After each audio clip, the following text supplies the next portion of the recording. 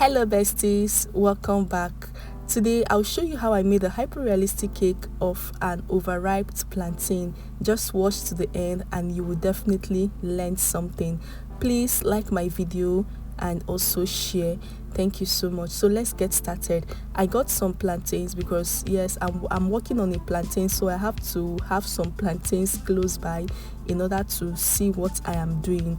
I don't really use pictures in most of my hyper realistic cakes. I like using the live objects close to me. So I got some cake and I had to place my plantain on top of the cake so that I'll be able to get the exact shape. After getting the exact shape, like it looks like the shape of a moon. So after getting the exact shape, I want to make two plantains, you understand? So after getting the exact shape of the plantain, I had to start carving it. So please like my video and also share my video. Thank you so much. So this is me carving out the shape of the plantain. So make sure you carve it so that it will look exactly as the real life plantain. That's very important. So it will take time because carving takes a lot of time. So you just take your time in carving it. So I'm done carving it, and this is me like dividing the cakes into two, and I'm going to layer it with my butter icing. Just layer it nice and clean. One side should not be big and one side should not be too small. So this cake you can actually make it. Yes, you can actually make it. So that is one of the advantage of this place, of this channel, of this page.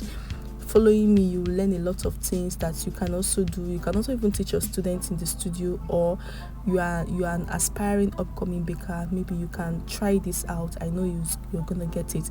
So now I've rolled out my fondant. I'm covering my cake with the fondant icing. So make sure you get a yellow fondant because your plantain is yellow. Yes, that's the base color. It's yellow. So just bring the fondant together.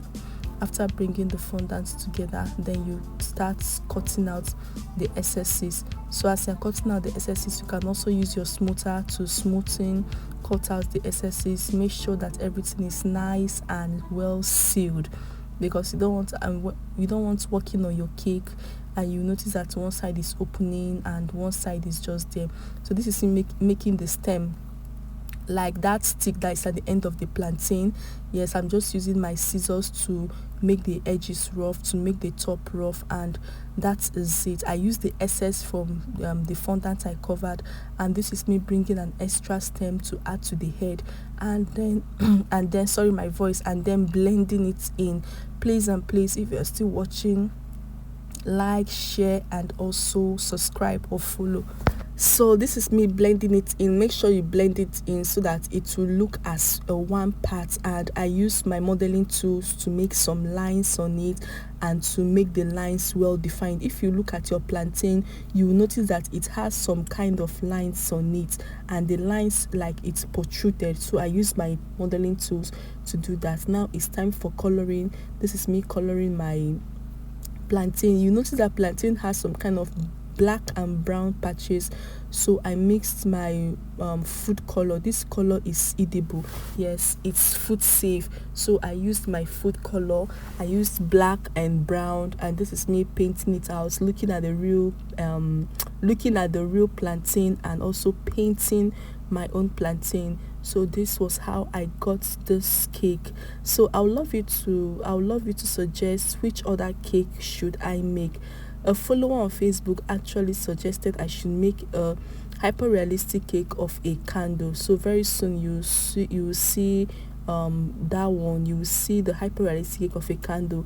But please like, share, and also subscribe or follow. So now this is it. I am done, and let's cut into it and see what we got. Yes, it's a cake of an overripe plantain. It's on spot. Thank you so much for watching.